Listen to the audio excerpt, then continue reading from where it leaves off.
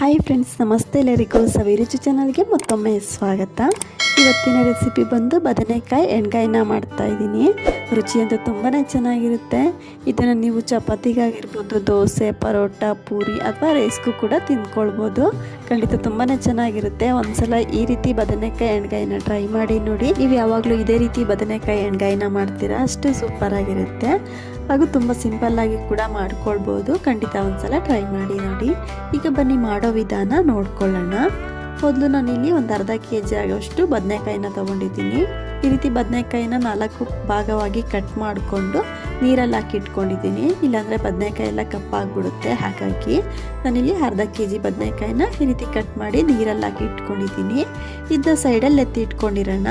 ಈಗ ಮೊದಲು ಗ್ಯಾಸ್ ಮೇಲೆ ಒಂದು ಕಡಾಯಿನ ಬಿಸಿ ಇಟ್ಕೊಂಡು ಇದಕ್ಕೆ ಒಂದು ಚಿಕ್ಕ ಕಪ್ಪಲ್ಲಿ ಒಂದು ಅರ್ಧ ಕಪ್ ಆಗೋಷ್ಟು ಕಡಲೆ ಬೀಜನ ಹಾಕ್ಕೊಂಡು ಹುರ್ಕೊಳ್ತಾ ಇದ್ದೀನಿ. ಅಂದರೆ ಕಡಲೆ ಬೀಜ ಸ್ವಲ್ಪ ಕಲರ್ ಚೇಂಜ್ ಆಗಬೇಕು, ಅಲ್ಲಿವರೆಗೂ ಲೋ ಫ್ಲೇಮಲ್ಲೇ ಹದವಾಗಿ ಹುರ್ಕೊಳ್ಳೋಣ. ನೋಡ್ತಾ ಇರ್ಬೋದು, ಈ ರೀತಿ ಕಡಲೆ ಬೀಜನ ಹದವಾಗಿ ಹುರ್ಕೊಂಡಿರೋದಾಗಿದೆ. ಈಗ ಇದಕ್ಕೆ ನಾನು ಅರ್ಧ ಕಪ್ ಆಗುವಷ್ಟು ಒಣ ಕೊಬ್ಬರಿನ ಹಾಕ್ಕೊಳ್ತಾ ಇದ್ದೀನಿ. ಈ ರೀತಿ ನಾವು ಬದನೆಕಾಯಿ ಎಣ್ಗಾಯಿಗೆ ಹಸಿ ತೆಂಗಿನಕಾಯಿ ಬದಲು ಈ ರೀತಿ ಸ್ವಲ್ಪ ಒಣ ಕೊಬ್ಬರಿನ ಹಾಕ್ಕೊಳ್ಳೋದ್ರಿಂದ ಟೇಸ್ಟ್ ಅಂತೂ ತುಂಬಾ ಚೆನ್ನಾಗಿ ಬರುತ್ತೆ. ಕೊಬ್ಬರಿನೂ ಸಹ ಈ ರೀತಿ ಸ್ವಲ್ಪ ಬಿಸಿ ಮಾಡ್ಕೊಳ್ಳೋಣ. ತುಂಬ ಹೊತ್ತು ಹುರ್ಕೊಳ್ಳೋ ಅವಶ್ಯಕತೆ ಇಲ್ಲ. ಆ ಕಡಾಯಿ ಬಿಸಿಗೆ ಬೇಗನೆ ಕೊಬ್ಬರಿ ಡ್ರೈ ಆಗಿ ಹೋಗ್ಬಿಡುತ್ತೆ. ಈ ರೀತಿ ಜಸ್ಟ್ ಮಿಕ್ಸ್ ಮಾಡಿಕೊಂಡು ಗ್ಯಾಸ್ ಆಫ್ ಮಾಡಿಕೊಂಡು ಇದು ಕಂಪ್ಲೀಟಾಗಿ ತಣ್ಣಗಾದ್ಮೇಲೆ ಮಿಕ್ಸಿ ಜಾರ್ಗೆ ಹಾಕ್ಕೊಂಡು ಪೌಡ್ರ್ ಮಾಡ್ಕೊಳ್ಬೇಕಾಗುತ್ತೆ. ಈ ರೀತಿ ಕಡಲೆ ಬೀಜ ಕೊಬ್ಬರಿ ಮಿಶ್ರಣ ಕಂಪ್ಲೀಟಾಗಿ ತಣ್ಣಗಾದ್ಮೇಲೆ ಒಂದು ಚಿಕ್ಕ ಮಿಕ್ಸಿ ಜಾರ್ಗೆ ಹಾಕ್ಕೊಳ್ತಾ ಇದ್ದೀನಿ. ಈ ರೀತಿ ಕಂಪ್ಲೀಟಾಗಿ ಸೇರಿಸ್ಕೊಂಡು ನೀರೇನೋ ಹಾಕ್ಕೊಳ್ದಲೆ ಸ್ವಲ್ಪ ನುಣ್ಣಗೆ ರುಬ್ಕೊಂಡು ಸೈಡಲ್ಲಿ ಎತ್ತಿಟ್ಕೊಂಡಿರೋಣ. ಈಗ ಗ್ಯಾಸ್ ಮೇಲೆ ಒಂದು ಕಡಾಯಿನ ಬಿಸಿ ಇಟ್ಕೊಂಡು ಇದಕ್ಕೆ ಒಂದು ಚಿಕ್ಕ ಕಪ್ಪಲ್ಲಿ ಒಂದು ಅರ್ಧ ಕಪ್ ಆಗುವಷ್ಟು ಎಣ್ಣೆನ ಹಾಕ್ಕೊಳ್ತಾ ಇದ್ದೀನಿ. ಈ ರೀತಿ ನಾವು ಬದನೆಕಾಯಿ ಎಣ್ಗಾಯಿಗೆ ಸ್ವಲ್ಪ ಎಣ್ಣೆನ ಜಾಸ್ತಿ ಹಾಕ್ಕೊಳ್ಬೇಕಾಗುತ್ತೆ. ಯಾಕೆಂದರೆ ಬದನೆಕಾಯಿನ ಎಣ್ಣೆಯಲ್ಲೇ ಫ್ರೈ ಮಾಡ್ಕೊಳ್ಬೇಕಾಗುತ್ತಲ್ವ. ಹಾಗಾಗಿ ಈ ರೀತಿ ಕಂಪ್ಲೀಟಾಗಿ ಕಟ್ ಮಾಡಿ ಇಟ್ಕೊಂಡಂಥ ಬದನೆಕಾಯಿನ ಸೇರಿಸ್ಕೊಂಡು ಬದನೆಕಾಯಿನ ಒಂದು 5 ರಿಂದ 10 ನಿಮಿಷ ಎಣ್ಣೆಲ್ಲ ಚೆನ್ನಾಗಿ ಫ್ರೈ ಮಾಡ್ಕೊಳ್ಬೇಕು. ಮಧ್ಯ ಮಧ್ಯ ಮಿಕ್ಸ್ ಮಾಡ್ಕೊಳ್ತಾ ಇರಬೇಕು. ನೋಡ್ತಾ ಇರ್ಬೋದು, ಬದನೆಕಾಯಿನ ನಾನಿಲ್ಲಿ ಒಂದು 10 ನಿಮಿಷ ಎಣ್ಣೆಯಲ್ಲಿ ಚೆನ್ನಾಗಿ ಫ್ರೈ ಮಾಡ್ಕೊಂಡಿರೋದಾಗಿದೆ. ಬದನೆಕಾಯಿ ಕೂಡ ಒಂದು 80% ಚೆನ್ನಾಗಿ ಎಣ್ಣೆಯಲ್ಲಿ ಫ್ರೈ ಆಗಿದೆ. ಇದನ್ನ ಒಂದು ಪ್ಲೇಟ್ಗೆ ತೆಗೆದಿಟ್ಕೊಳ್ತಾ ಇದ್ದೀನಿ. ಈ ರೀತಿ ಕಂಪ್ಲೀಟಾಗಿ ಬದನೆಕಾಯಿನ ಒಂದು ಪ್ಲೇಟ್ಗೆ ತೆಗೆದಿಟ್ಕೊಂಡು ಅದೇ ಕಡೆಗೆ ಅದೇ ಎಣ್ಣೆಗೆ ನಾನು ಸ್ವಲ್ಪ ಸಾಸಿವೆ ಕಾಳನ್ನ ಹಾಕ್ಕೊಳ್ತಾ ಇದ್ದೀನಿ. ಹಾಗೆ ಸಣ್ಣ ಸಣ್ಣದಾಗಿ ಕಟ್ ಮಾಡಿ ಇಟ್ಕೊಂಡಿರೋಂಥ ಒಂದು 3 ಮೀಡಿಯಮ್ ಸೈಜ್ ಈರುಳ್ಳಿನ ಸಹ ಸೇರಿಸ್ಕೊಳ್ತಾ ಇದ್ದೀನಿ. ಸೇರಿಸ್ಕೊಂಡು ಈರುಳ್ಳಿನ ಎಣ್ಣೆಲೆ ಚೆನ್ನಾಗಿ ಫ್ರೈ ಮಾಡ್ಕೊಳ್ಬೇಕು. ಹಾಗಾಗಿ ಈರುಳ್ಳಿ ಸ್ವಲ್ಪ ಕಲರ್ ಚೇಂಜ್ ಆಗೋವರೆಗೂ ಎಣ್ಣೆಲೆ ಚೆನ್ನಾಗಿ ಫ್ರೈ ಮಾಡ್ಕೊಳ್ಳೋಣ. ನೋಡ್ತಾ ಇರ್ಬೋದು, ಈರುಳ್ಳಿನ ರೀತಿ ಕಂಪ್ಲೀಟಾಗಿ ಫ್ರೈ ಮಾಡ್ಕೊಂಡಿರೋದಾಗಿದೆ. ಈಗ ಇದಕ್ಕೆ ಒಂದು ಅರ್ಧ ಟೇಬಲ್ ಸ್ಪೂನ್ ಆಗೋಷ್ಟು ಶುಂಠಿ ಬೆಳ್ಳುಳ್ಳಿ ಪೇಸ್ಟ್ನ ಹಾಕ್ಕೊಳ್ತಾ ಇದ್ದೀನಿ. ಹಾಗೆ ಒಂದು 2 ಚಿಟಿಕೆ ಆಗೋಷ್ಟು ಅಡುಗೆ ಅರಿಶಿನ ಸಹ ಸೇರಿಸ್ಕೊಳ್ತಾ ಇದ್ದೀನಿ. ಸೇರಿಸ್ಕೊಂಡು ಶುಂಠಿ ಬೆಳ್ಳುಳ್ಳಿ ಪೇಸ್ಟ್ನಲ್ಲಿರುವ ಹಸಿ ವಾಸನೆ ಹೋಗೋವರೆಗೂ ಎಣ್ಣೆಯಲ್ಲೇ ರೀತಿ ಕಂಪ್ಲೀಟಾಗಿ ಫ್ರೈ ಮಾಡ್ಕೊಳ್ಳೋಣ. ಈ ರೀತಿ ಶುಂಠಿ ಬೆಳ್ಳುಳ್ಳಿ ಪೇಸ್ಟ್ನ ಎಣ್ಣೆಯಲ್ಲಿ ಫ್ರೈ ಮಾಡ್ಕೊಂಡಿದ್ದಾದಮೇಲೆ ಈಗ ಇದಕ್ಕೆ ಡ್ರೈ ಮಸಾಲೆಗಳನ್ನ ಸೇರಿಸ್ಕೊಳ್ತಾ ಇದ್ದೀನಿ. ನಾನಿಲ್ಲಿ 1 ಟೇಬಲ್ ಸ್ಪೂನ್ ಆಗೋಷ್ಟು ಧನಿಯಾ ಪೌಡ್ರನ್ನ ಹಾಕ್ಕೊಳ್ತಾ ಇದ್ದೀನಿ. ಹಾಗೆ ಒಂದು ಅರ್ಧ ಟೇಬಲ್ ಸ್ಪೂನ್ ಆಗೋಷ್ಟು ಖಾರದ ಪುಡಿನ ಹಾಕ್ಕೊಳ್ತಾ ಇದ್ದೀನಿ. ನಿಮಗೆ ಖಾರಕ್ಕೆ ಎಷ್ಟು ಬೇಕೋ ನೋಡಿಕೊಂಡು ಖಾರದ ಪುಡಿನ ಸೇರಿಸ್ಕೊಳ್ಬೋದು.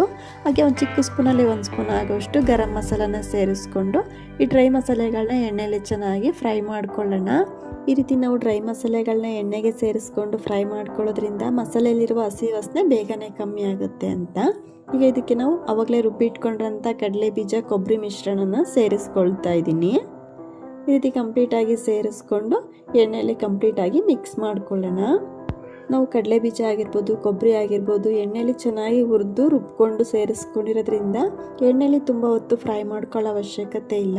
ಈ ರೀತಿ ಜಸ್ಟ್ ಮಿಕ್ಸ್ ಮಾಡಿಕೊಂಡು ಈಗ ಇದಕ್ಕೆ ನೀರನ್ನ ಸೇರಿಸ್ಕೊಳ್ತಾ ಇದ್ದೀನಿ.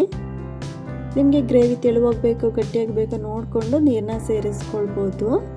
ನೋಡಿ, ಈ ರೀತಿ ನಾನೊಂದು 2 ಗ್ಲಾಸ್ ಆಗೋಷ್ಟು ನೀರನ್ನ ಸೇರಿಸ್ಕೊಂಡು ಈ ರೀತಿ ಕಂಪ್ಲೀಟಾಗಿ ಮಿಕ್ಸ್ ಮಾಡ್ಕೊಳ್ತಾ ಇದ್ದೀನಿ. ನೋಡ್ತಾ ಇರ್ಬೋದು, ಈ ರೀತಿ ಕಂಪ್ಲೀಟಾಗಿ ಮಿಕ್ಸ್ ಮಾಡ್ಕೊಂಡಿರೋದಾಗಿದೆ. ಈಗ ಇದಕ್ಕೆ ಒಂದು ನಿಂಬೆಹಣ್ಣು ಗಾತ್ರದಷ್ಟು ಹುಣಸೆ ರಸನ ಸ್ವಲ್ಪ ನೆನೆಸಿ ಹಾಕ್ಕೊಳ್ತಾ ಇದ್ದೀನಿ. ಹಾಗೆ ರುಚಿಗೆ ತಕ್ಕಷ್ಟು ಉಪ್ಪನ್ನು ಸಹ ಹಾಕ್ಕೊಳ್ತಾ ಇದ್ದೀನಿ. ನಾನಿಲ್ಲಿ ಟೊಮೊಟೊ ಏನೂ ಹಾಕ್ಕೊಂಡಿಲ್ಲ, ಹುಣಸೆ ರಸನ ಹಾಕ್ಕೊಂಡಿರ್ತೀವಿ ಅಲ್ವಾ, ಅದೇ ಸಾಕಾಗುತ್ತೆ.